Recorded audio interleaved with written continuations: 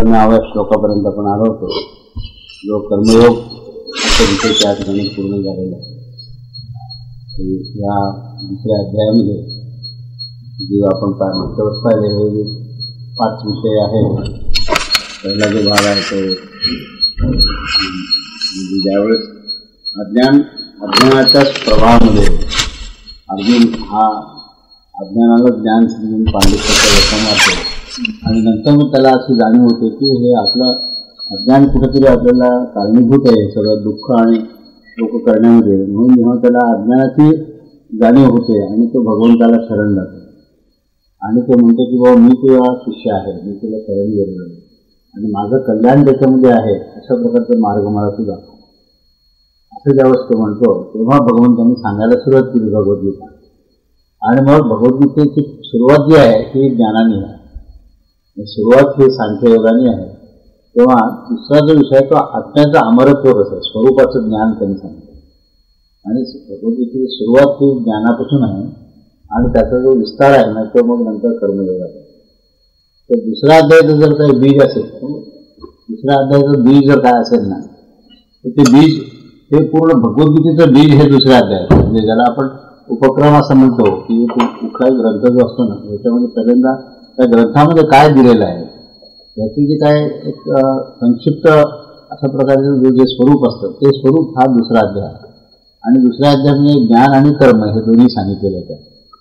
म्हणून सांख्ययोगाची सुरुवात करताना भगवंतांनी हे स्वरूप कसं आहे, त्याचं आत्म्याचं अमरत्व काय आहे आणि त्यामुळे अमरत्व जर समजलं, ज्ञान जर समजलं तर तुमचं जो काही दुःख आहे, शोक आहे, हा शोक हा ज्ञानानेच दूर होऊ शकतो. आणि शोकाचं मूळ कारण जे आहे अज्ञान आहे. अज्ञानाचं निवारण करण्याकरता ज्ञानाशिवाय पर्याय नाही. आणि ज्ञानाचा विषय हा स्वरूपासंबंधीच असतो. ज्ञान जेव्हा आपण शब्द वापरतो तेव्हा ज्ञान जे आहे हे स्वरूपासंदर्भातच असतं. म्हणून दुसरा विषय हा सांख्ययोगाचा आहे. त्याच्यानंतर सांख्ययोगानंतर स्वधर्माचा विषय घेतलेला आहे. सांख्य विषय समजा तिसरा जो विषय घेतला आहे स्वरूपाचं काय, स्वधर्माचं काय महत्व आहे. स्वरूपानंतर स्वधर्म घेतलेला आहे. स्वरूपज्ञान दिल्यानंतर स्वधर्म काय आहे आणि स्वधर्माचं महत्व काय आहे ह्याच्यावर विस्ताराने वर्णन केलं. स्वधर्मातून सहजता येते, सहजतेतून निरंकारी स्थिती येते आणि निरंकारी स्थितीतून मग आत्मभाव निर्माण होतो आणि आत्मभावातून मग जी काही प्रेरणामधून अंतःप्रेरणा होते त्या अंतःप्रेरणेतून मनुष्य ज्यावेळेस कार्य करायला लागतो त्यावेळेस ते जे कार्य आहे ते सहजतेने स्वधर्माचं पालन करत करत तो स्वरूपाकडे पुन्हा एकदा जातो. म्हणून स्वधर्मातून स्वरूपाकडे, स्वभावातून स्वरूपाकडे जाण्याचा मार्ग आहे. तो सांगताना आधी स्वरूप ज्ञान दिलं, स्वधर्माचं महत्व दिलं आणि मग कर्मयोग सांगायला सुरुवात केलं. आणि मग योगाचं महत्व सांगताना योगाचं वैशिष्ट्य काय काय आहे, समत्व योग उच्चते. ज्या ठिकाणी साम्यभाव जिथे आहे तो सच्चिदानंद तत्वाच्या ठिकाणी ज्यावेळेस एकरूप होतो आणि मग त्या एकरूपता म्हणजेच योग आहे. पण तो योग साध्य होण्याकरता स्वधर्म पालनाशिवाय तो स्वरूपाकडे जाऊ शकत नाही. किंवा स्वधर्म पालन करत असताना आपली स्थिती ही आत्मस्थिती असली पाहिजे तरच तो स्वधर्म पालन होऊ शकतो. आसक्ती असेल, प्रकृतीमध्ये आसक्त असेल तर प्रकृतीमध्ये आसक्त असणारा मनुष्य हा अस्थिर असतो आणि मग अस्थिर स्थितीमध्ये स्वधर्म पालन होऊ शकत नाही. तर परधर्माचं आकर्षण होतं आणि परधर्माच्या आकर्षणामुळेच त्याच्यामधून प्रमाद होतात. म्हणून स्वधर्माचं महत्व त्यांनी सांगितलं आणि स्वधर्मातून हा जो कर्मयोग आहे तो कर्मयोग त्या ठिकाणी विस्ताराने पुढे सांगितला आहे. आणि कर्मयोगामध्ये कौशल्य काय आहे, योगाचं कौशल्य काय आहे तर कर्म करत असताना आपली स्वतःची स्थिती मात्र आत्मस्थितीमध्ये तो असावा आणि क्रिया मात्र त्याच्या सगळ्या इंद्रियाच्या माध्यमातून मनबुद्धी चित्त अहंकारातून त्याच्या स्वभावाच्या अनुसार ही क्रिया घडावी. क्रियेचं जे क्षेत्र आहे ते प्रकृतीचं आहे आणि स्वतःचं जे स्थान आहे ते आत्मस्थान आहे. म्हणून त्याने 2 ठिकाणं सांगितले. एक आत्मस्थान सांगितलं, आत्मस्थिती सांगितली, आत्मभाव सांगितला, आत्मबुद्धी सांगितली आणि दुसरी जी प्रकृतीमधली जी गोष्ट आहे ती स्वधर्म स्वकर्म अशा प्रकारची सांगितली. तेव्हा ह्या 2 गोष्टी काय आहेत हे आपल्याला त्या कर्मयोगाच्या माध्यमातून आपण पाहत गेलो. त्यामुळे कर्मयोगाचा हा जो शेवटचा जो श्लोक आहे तो पुन्हा एकदा थोडासा संदर्भ घेऊन आपण पुढे जाऊया की त्याच्यामध्ये श्रुती प्रतिपन्ना ते यदा स्थास्यति निश्चला समाधौ अचला बुद्धी तदा योगम वाप्स्यसि, असे त्याचे अन्वय आहे त्याचा. त्याच्यामध्ये हा जो शब्द आहे ना, श्रुती विप्रतिपन्ना, श्रुती विप्रतिपन्ना हा जो शब्द आहे ना, हा शब्द जो आहे हा कशाच्या अर्थाने आहे की जरी तू कर्मयोग स्वधर्म जरी स्थापन केला आणि नंतर जेव्हा तू ज्ञानाच्या स्थितीने जायला सुरुवात केली तेव्हा शास्त्राचं वचन, शास्त्राचं जेव्हा अध्ययन करशील तेव्हा अनंत प्रकारचे शास्त्र आहेत, अनंत प्रकारचे सिद्धांत आहेत. आणि या अनंत सिद्धांतामध्ये मनुष्य जो आहे हा बुद्धिरंजनात जातो, त्याला बुद्धीमध्ये रंजन वाटायला लागतं आणि मग तो तर्कवितर्कामध्ये त्याच्या बुद्धीला फाटे फुटतात. हा जो दुसरा जो भाग आहे ना, हा दुसरा भाग फार महत्वाचा आहे. कारण बुद्धिप्रधान माणसामध्ये जर दोष कुठला निर्माण होत असेल तर बुद्धिप्रधान माणसामध्ये अनेक सिद्धांताचा अभ्यास करण्याची त्याला सवय लागते. आणि मग त्या सिद्धांतामध्ये परस्पर खंडन मंडन कसं आहे, एक खंडन मंडनातून काय होतं की पूर्व सिद्धांत काय आहेत, उत्तर सिद्धांत काय आहेत, अशा प्रकारचे त्यामध्ये चर्चा होते. आणि त्या चर्चेचे निष्पत्ती काय होते तर बुद्धीला फाटे पडतात, बुद्धी ही अस्थिर होते. या 53व्या श्लोकामध्ये हा जो श्रुती प्रतिपन्ना हा जो शब्द वापरला आहे ना, याच्यामध्ये तऱ्हेतऱ्हेचे वचन ऐकल्यामुळे विचलित झालेली त्याची बुद्धी ही परमात्म्याच्या ठिकाणी स्थिर राहत नाही, असा तो धोका सांगितलेला.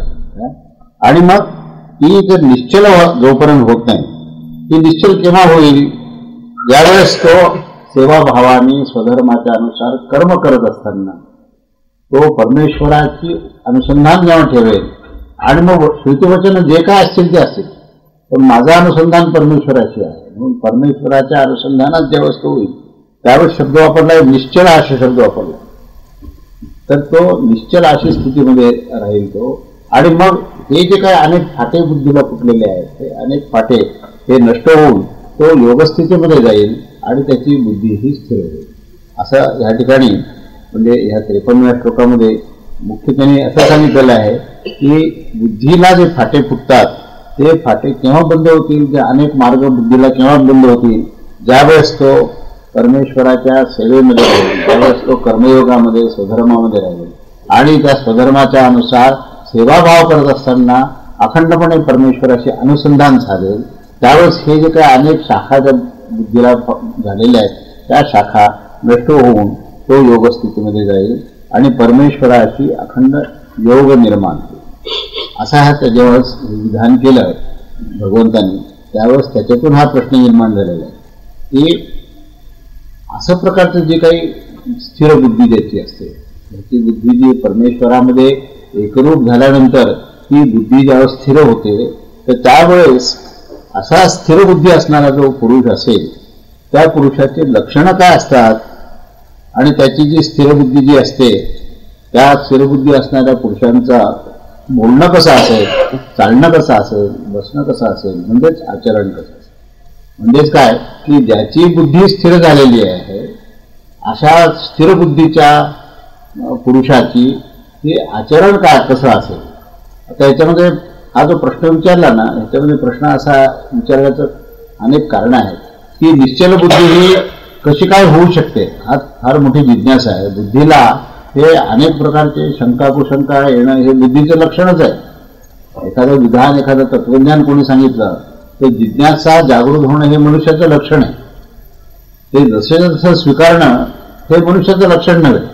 मनुष्यामध्ये बुद्धितत्व दिलेलं आहे आणि बुद्धीच्या ह्याच्यामध्ये गुणधर्मच बुद्धीचे असे आहेत की जेव्हा एखादं विधान कोणी करतं ना तेव्हा त्या विधानाची शहानिशा केल्याशिवाय ते विधान स्वीकारत नाही मनुष्य. बुद्धिमान माणूस काय करतो की एखादं विधान दिलं की त्याची उलटसुलट त्याची तपासणी होते आणि उलटसुलट तपासणी सुरू झाली की तीच बुद्धी त्या बुद्धीच्या सामर्थ्याने बुद्धी अस्थिर होते. हे बुद्धीचं लक्षण आहे. त्यामुळे जिज्ञासा निर्माण झाली की ही स्थिर बुद्धी होतेच कशी काय. त्या बुद्धीतून अनेक शंका, अनेक प्रश्न, कारण अर्जुनाची स्थितीच अशी आहे बघा. पूर्ण भगवद्गीता जर पाहिले ना तर प्रश्न आणि उत्तराने भरलेले. प्रश्न जे आहेत ते शेवटी 18व्या अध्यायात संपले आणि तेव्हा त्यांनी मान्य केलं की आता मला स्मृती प्राप्त झाली आहे आणि आता माझा मोह नष्ट झाला. पण त्याच्या आधी पूर्ण तुम्ही जर सगळे 17 अध्याय पाहिले सगळे, त्या सगळ्या अध्यायामध्ये काय आहे, प्रश्न आणि उत्तर आहे. म्हणजे भगवंतांनी विधान करावं आणि त्याच्यावर अर्जुनाने चिंतन करावं आणि पुन्हा प्रतिप्रश्न विचारावं की ह्याचा अर्थ काय, त्याचा अर्थ काय, पुन्हा कुठला तरी एक प्रश्न निर्माण होतो. हे कुठल्याही माणसाच्या, बुद्धिमान माणसाचं हे लक्षण आहे की बुद्धीमधून हे प्रश्न निर्माण होतातच. जेव्हा एखादं विधान केलं जातं ना, तेव्हा त्या विधानाची शहानिशा करण्याची ही मनुष्याची वृत्ती आहे. त्या वृत्तीमध्ये ही बुद्धी, ही जिज्ञासायुक्त असल्यामुळे प्रश्नही निर्माण होतात आणि प्रश्न निर्माण झाल्यानंतर ती बुद्धी अस्थिर होते. म्हणून असा प्रश्न त्याच्या पुढे निर्माण आला की स्थिरबुद्धीचा असं मनुष्य असू शकतो का, आणि स्थिरबुद्धीचा मनुष्य जर असेल तर त्याचं आचरण कसं आहे. प्रश्न असा निर्माण की त्याचं आचरण कसं असेल. कारण कर्मयोग सांगितला आणि सांख्ययोग सांगितला तर हा सिद्धांताचा भाग सांगितला. तिथे काही मनुष्याचं वर्णन कुठेच नाही आहे, कुठल्याही साधकाचं किंवा सिद्ध पुरुषाचं वर्णन तिथे आलेलं नाही. तिथे फक्त सिद्धांत सांगितले, पण सिद्ध पुरुषाची लक्षणं सांगितले नाही. सिद्धांत सांगितले की आत्म्याचं अमरत्व कसं आहे, अजन्मा अमरतत्व आहे. आणि कर्मयोगाचा सिद्धांत सांगितला की स्वधर्माच्या अनुसार जर आचरण झालं तर मनुष्य सहस्थितीमध्ये जातो, निरंकारी होतो, स्वरूपामध्ये मिळून जातो आणि त्याची बुद्धी स्थिर होते. हे दोन विधान केलेले त्या पूर्ण आपण जर पाहिलं नाही त्यामध्ये हे जे दोन जे भाग आहेत ना, ते सांख्ययोग आणि कर्मयोग ह्याच्यामध्ये अशा प्रकारचं विधान केलेलं आहे. पण विधान नुसतं करून चालणार नाही. प्रश्न पुढे निर्माण झाला की असं हे जे तुम्ही सांगताय ते सिद्धांत झाले, पण असे सिद्धांत पाहणारा सिद्ध पुरुष कोणी असतो का असा, आणि असेल तर त्याचं आचरण कसं, आणि त्याची बुद्धी जी स्थिर होते ती कशी काय स्थिर होते, हा प्रश्न. तेव्हा आपल्याला प्रश्नपर्यंत समजला तर आपल्याला उत्तराच्या मध्ये जेव्हा आपण जाऊ ना तेव्हा प्रश्न काय आहे, प्रश्न का निर्माण झाला, प्रश्नाचं स्वरूप काय आणि प्रश्नाचं समाधान काय असलं पाहिजे, हे जेव्हा आपल्याला प्रश्नातूनच जेव्हा समजतं तेव्हा प्रश्नाचं उत्तर जेव्हा आपण शोधायला जातो तेव्हा त्याचे एक एक अंग आपल्याला समजायला लागतं. त्याचं चालणं कसं आहे, त्याचं वागणं कसं आहे, बसणं कसं आहे, उठणं कसं आहे, म्हणजे त्याचं पूर्ण जीवन जगण्याची जीवन प्रणाली कशी आहे, त्याचं नित्य आचरण कसं आहे, त्याची दिनचर्या कशी असते आणि त्याची बुद्धी जी स्थिर असते ती नेमकी स्थिर कशी काय असते. खरा प्रश्न जो मूळ प्रश्न काय माहिती का, ही बुद्धी स्थिर असते, ती बुद्धी स्थिर कशी काय असू शकते. बुद्धीचं लक्षण हे स्थिर असण्याचं असूच शकत नाही. मग ती बुद्धीला स्थिरबुद्धी जे तुम्ही जे विशेषण लावलं ते कसं काय लावलं आणि ती स्थिरबुद्धी म्हणजे काय, असा हा प्रश्न आहे. तेव्हा आपल्याला प्रश्न जर समजला तर उत्तराचा विस्तार जो आहे हा पुढच्या 17 श्लोकामध्ये आहे. म्हणजे 55व्या श्लोकापासून ते 72व्या श्लोकापर्यंत या स्थिरबुद्धीच्या जो स्थितप्रज्ञ असा शब्द वापरला आहे, असा जो सिद्ध पुरुष आहे त्याची ही प्रज्ञा स्थिर झालेली आहे ती कशी काय असू शकते, त्याचं जे आहे त्याचे चिंतन आता भगवंत या पुढे करतात आणि भगवंत सांगतात की हा स्थितप्रज्ञ कसा असतो. तर आपण त्याचा पुढचा भाग बघूया. तर भगवंत सांगायला सुरू करतात की प्रजहाती यदा कामान सर्वान पार्थ मनोगतान आत्मानी एव आत्माना तुष्ट स्थितप्रज्ञ तदा तदा उच्यते. स्थितप्रज्ञाची व्याख्या केली ह्या श्लोकामध्ये. मुख्य काय, स्थितप्रज्ञ म्हणजे काय, त्याची प्रज्ञा स्थिरावली म्हणतात. ती प्रज्ञा स्थिरावली म्हणजे कशी काय प्रज्ञा स्थिरावते, काय आहे त्याचं नेमकं स्वरूप, ही पहिल्यांदा व्याख्या आहे. मग आचरण पुढे सांगितलं. हा जो 55वा जो श्लोक आहे ना, हा 55वा श्लोक म्हणजे स्थितप्रज्ञाची व्याख्या आहे. व्याख्या कळाली तर नंतर पुढचा विस्तार कळेल. व्याख्या कुठल्याही गोष्टीची पहिल्यांदा आपण पाहतो की पहिल्यांदा व्याख्या सांगितली जाते आणि व्याख्या एकदा समजली ना की मग नंतर मग त्या तत्वज्ञानाचा जो विस्तार असतो तो आपल्याला समजायला लागतो. तर आता इथे काय आचरणाचा विषय आहे. हा काय ज्ञानाधिष्ठित आचरण. स्थितप्रज्ञाचे लक्षण म्हणजे काय की ज्ञानाच्या अधिष्ठानावर असलेलं आचरणाचं दर्शन आहे. थोडक्यात समजलं ज्ञानाधिष्ठित आचरण. ज्ञान काय आहे, ज्ञान हे स्वरूप. आचरण काय, आचरण ही प्रकृती. आचरण ही क्रिया आहे, क्रियात्मक आचरण असतं आणि क्रियाप्रधान ही प्रकृतीमध्ये आहे. पण ती कशी प्रकृती आहे, त्या प्रकृतीमध्ये भगवंताचं दर्शन आहे. साधारणपणे प्रकृतीमध्ये आपण पाहतो सत्वरजतम त्रिगुणात्मक प्रकृती असते आणि त्या त्रिगुणात्मक प्रकृतीमध्ये ते उत्पत्ती स्थिती लय आपल्याला दिसते की त्या ठिकाणी परिवर्तन चालू आहे. आणि काही वेळेला जेव्हा अहंकार त्यात मिश्र होतो त्यावेळेस ते मायेचं दर्शन होत असतं की आहे आणि नाही असल्यासारखी वाटते पण ते नसते. अशा प्रकारे भ्रमात्मक गोष्ट आहे ती मायेचं दर्शन आहे. पण इथे जे आहे ना, हे जे आचरण आहे ना, हे आचरण कसं आहे तर आत्मदर्शन आहे. या ठिकाणी आत्मदर्शन आहे. आत्मभाव जिथे आहे ना ज्या ठिकाणी आत्मभाव निर्माण झाला, आत्मबुद्धी जिथे झालेली आहे, त्या आत्मबुद्धीच्या स्थितीमध्ये त्याचं जे आचरण कसं असतं त्याचं हे दर्शन. तेव्हा भगवंत ह्या श्लोकामध्ये 55व्या श्लोकामध्ये व्याख्या काय करतात त्याची, की हे अर्जुना, जेव्हा हा पुरुष मनातील संपूर्ण कामनाचा पूर्णपणे त्याग करतो आणि आत्म्यामध्ये संतुष्ट होऊन राहतो, तो पुरुष स्थितप्रज्ञ असा म्हटला पाहिजे. दोन गोष्टी सांगितल्या व्याख्येमध्ये, दोन गोष्टी आहेत. पहिली गोष्ट काय सांगितली, की मनातील संपूर्ण कामनाचा पूर्णपणे त्याग करतो, निष्काम. ते कर्मयोगाचा जो काही वैशिष्ट्य आहे तो निष्काम झालेला, कामना शून्य त्याची स्थिती आहे. त्याचं मन कसं आहे तर निष्काम आहे. दुसरी गोष्ट, आत्म्यामध्ये संतुष्ट होतो, फार महत्वाचं आहे. इथे स्वामींच्या प्रवचनामध्ये स्वयं ही स्वयं में स्थित हो जाओ असं विधान आहे.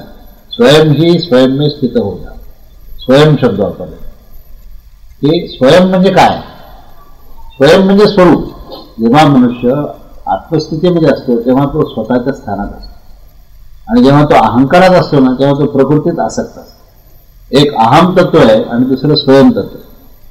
अहम तत्व म्हणजे काय, की जिथे मी करता, मी भोगता, मी ज्ञाता, मी जाणणारा, मी धारण करणारा असा जो कोणी मी नावाची जी गोष्टला धरून द्यावं असतो, त्याची जाणीव जेव्हा असते, त्या जाणीवेमध्ये हे प्रकृतीमध्ये आसक्ती आहे. आणि प्रकृतीत आसक्ती असली की अभाव आलाच.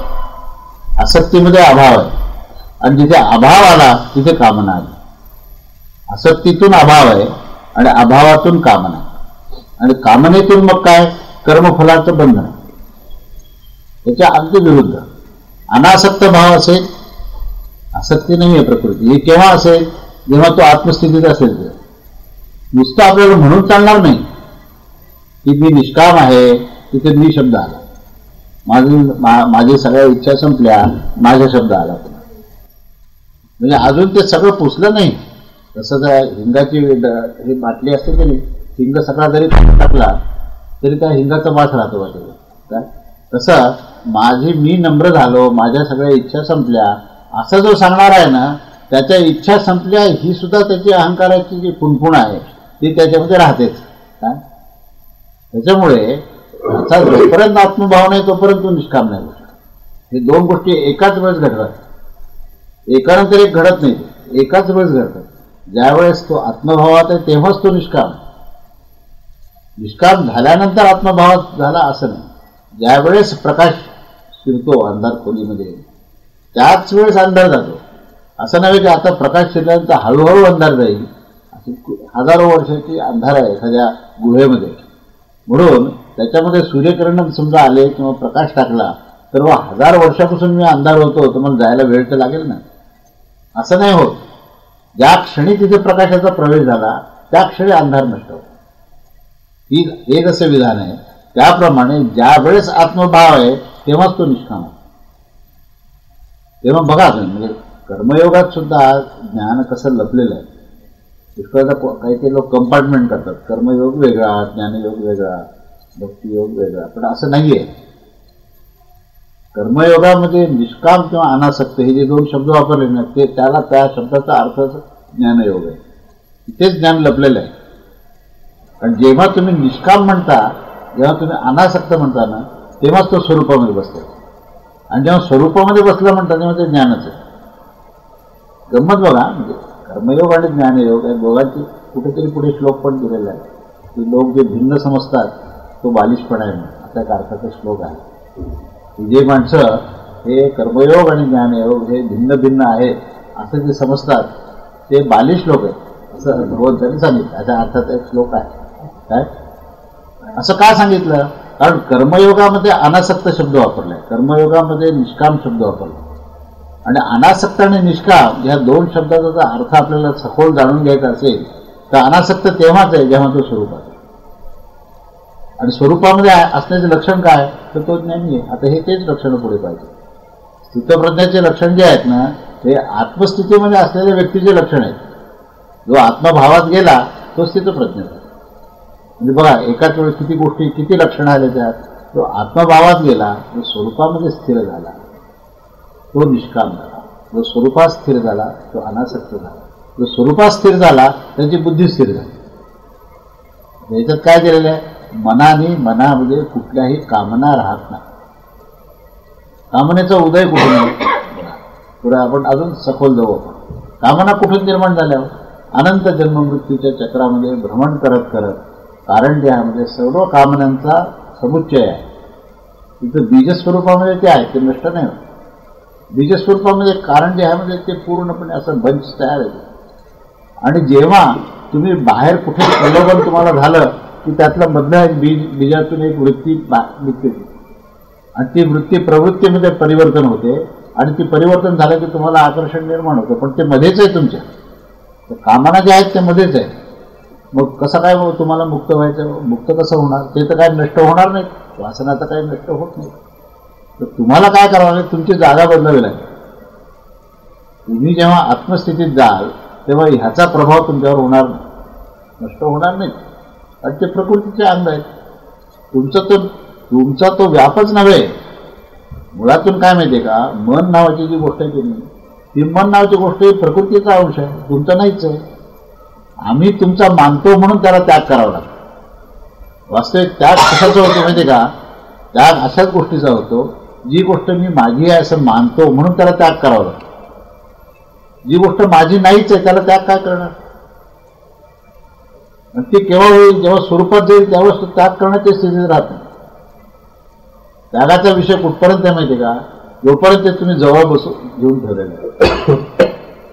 दुसऱ्याची वस्तू आपल्याजवळ घेतली आणि कोणीतरी म्हटलं अरे नको ही वस्तू दुसऱ्याची आहे, तू ठेवू नकोस तुझ्याकडे, मग त्यांनी त्याचा त्याग केला. म्हणजे त्याग कशाचा होऊ शकतो, जी गोष्ट आपली नाही आहे पण जी आपली आहे असं आपल्याला भ्रम झाला, त्या भ्रमाचा नाश करणं म्हणजे त्याग आहे. त्या वस्तूचा आसक्ती दूर काढणे म्हणजे त्याग आहे.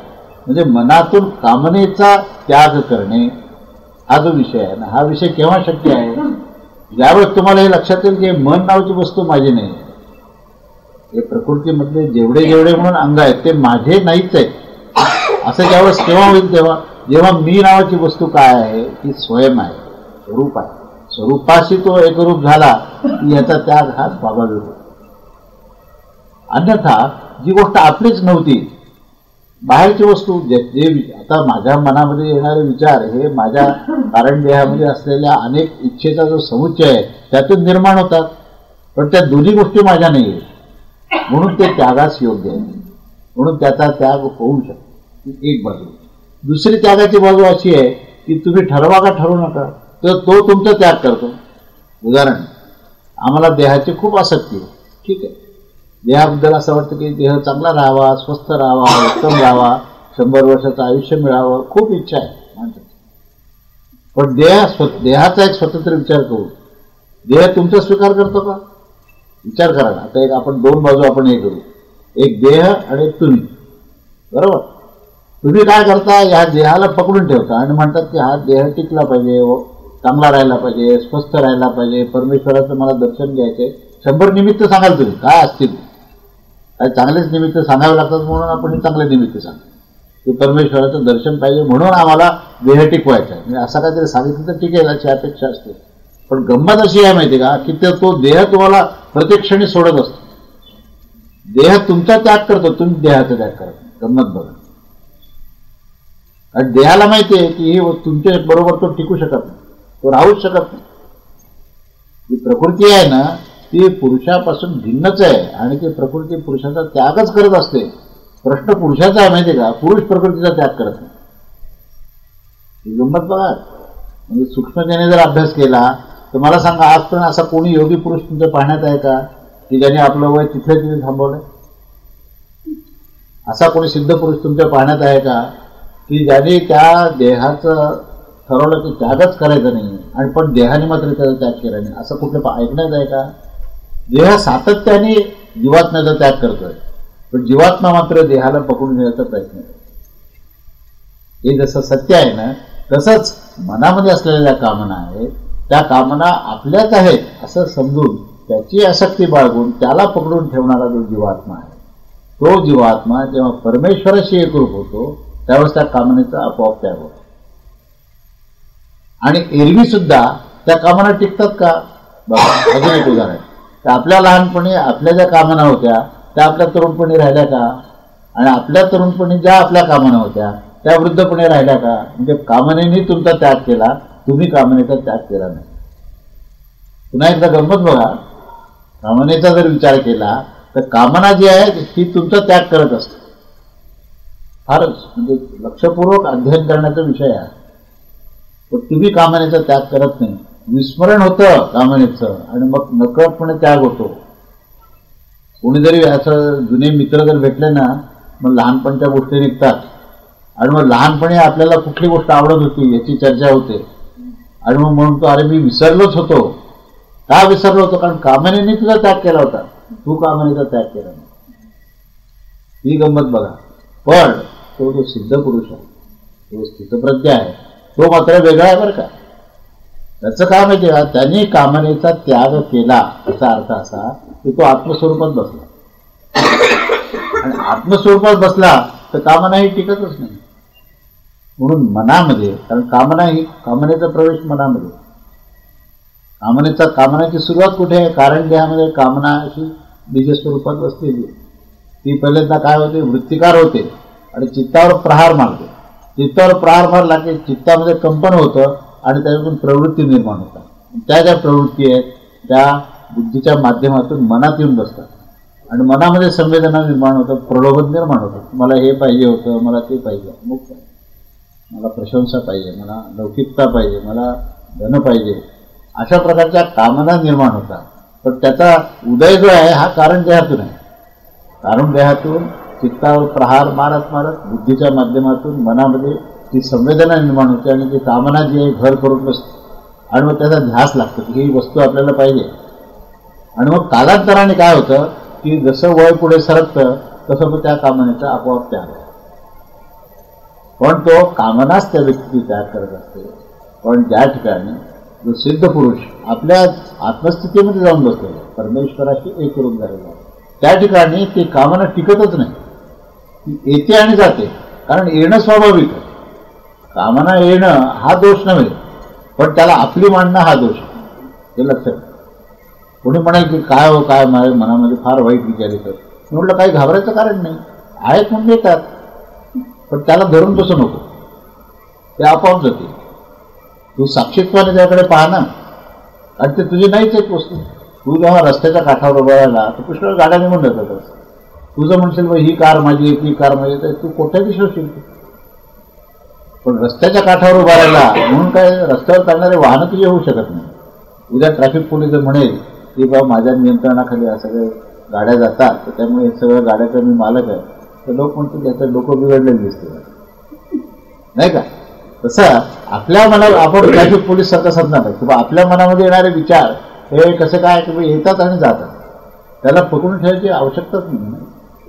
त्याची ओनरशिप घ्यायची काय गरज आहे? त्याचे तुम्ही मालकच नाही आणि तो निर्माण होतो आणि निघून जातो. तुम्ही साक्षीत्वाने पाहिलं म्हणजे तो झपाट्याने निघून जाईल आणि तुम्ही त्याच्यावर प्रवाहित झाले तर तुमचा काय भ्रम निर्माण होईल. तुमच्यामध्ये सगळ्या प्रकारचे प्रमाद तयार करण्याच्या अनेक वृत्ती प्रवृत्ती निर्माण होतील आणि तुम्ही साक्षीत्वान येणारी वस्तू जाणार. एखादा चांगला विचार किंवा वाईट विचार निर्माण होणं याच्यात काहीही दोष मानायचं कारणच नाही.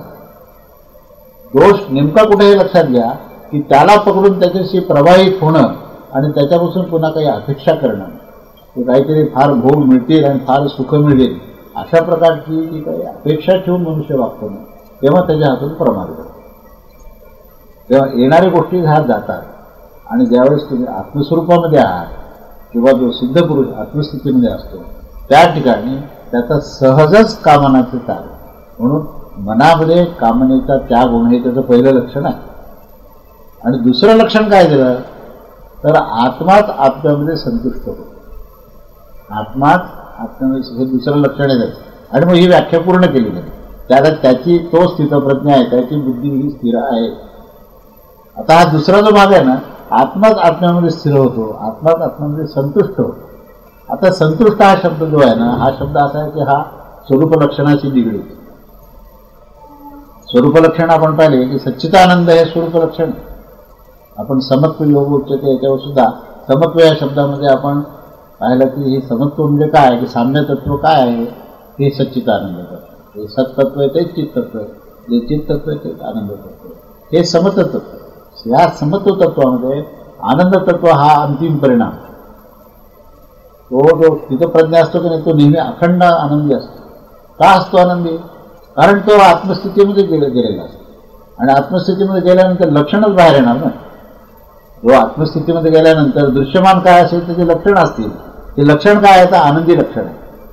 तो सतत संतुष्ट असतो कारण तो आत्म्यामध्ये बसलेला आहे. तो परिस्थितीजन्य सुखाशी निगडीत नाही, तो कुठल्याही प्रकारच्या सापेक्ष सुखाशी निगडीत नाही, तो कुठल्याही प्रकारच्या प्रकृतीच्या गुणक्रीडेची जे सुख असतात त्या सुखाशी तो निगडीत नाही आहे. तर तो आत्मानंदामध्ये बसतो म्हणून तो सदैव आनंदी आहे. दुसरी गोष्ट आत्माच आत्म्यामध्ये संतुष्ट होतो असं सांगितलं. आनंद हा शब्द पाहिला, आत्माच आत्म्यामध्ये हे काय प्रकार आहे. हे बघा, ही प्रकृती ही प्रकृतीमध्ये एकरूप होते आणि आत्मा हा परमात्म्यात एक होतो. समसमान लक्षण आहे. जीवात्म्यामध्ये सुद्धा स्वरूप लक्षणाचा जेव्हा अध्ययन करतो आपण तेव्हा जीवात्म्याचं स्वरूप लक्षण सुद्धा सच्चिदानंद आहे आणि परमात्म्याचं स्वरूप लक्षणही सच्चिदानंद आहे. फक्त भेद आहे. दोन पक्षी सांगितले उपनिषदामध्ये, दोन पक्षी सांगितले. एक पक्षी वर बसलेला आहे जो निरीच्छ अनासक्त, कुठल्याच प्रकारच्या वासना इच्छा नाही. आणि दुसरा पक्षी जो आहे तो उपाधीने भरलेला आहे, इच्छेने भरलेला. पण तो बिंब प्रतिबिंबासारखे, दोघांमध्ये भेद काहीच नाही. जीव ब्रह्म ऐक्य हा सिद्धांत वेदांतांनी मांडलेला आहे. भेद काहीच नाही, जीव हाच ब्रह्म आहे. काय पण काय तरी पण त्याला जीव शब्द वापरला ब्रह्म शब्द वापरला का बरं? कारण जीव शब्द जो आहे हा कुठेतरी जीवभाव आहे, त्याचा कुठेतरी आसक्ती आहे त्याची.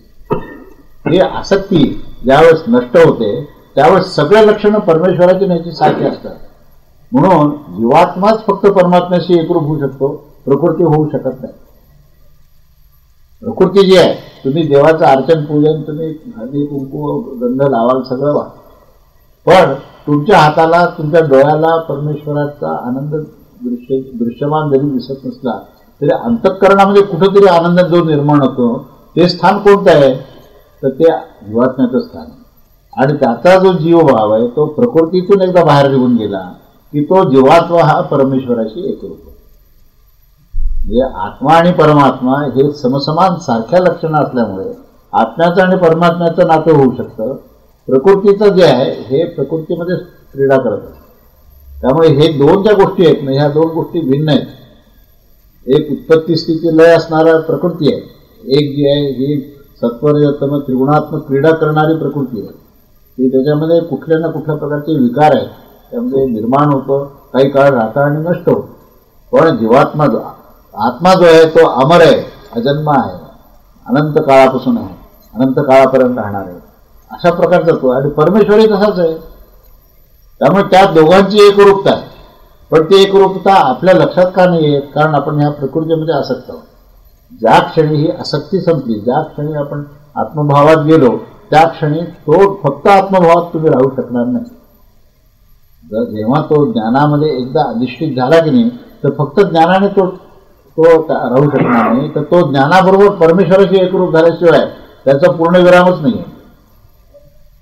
म्हणून ही जी काही कर्मयोगाच्या माध्यमातून तुम्ही काय करता की एका ठिकाणी स्वभावातून स्वरूपाकडे जाता. कर्मयोग म्हणजे काय आहे? स्वभावातून स्वरूपाकडे जाणे. पुढे काय?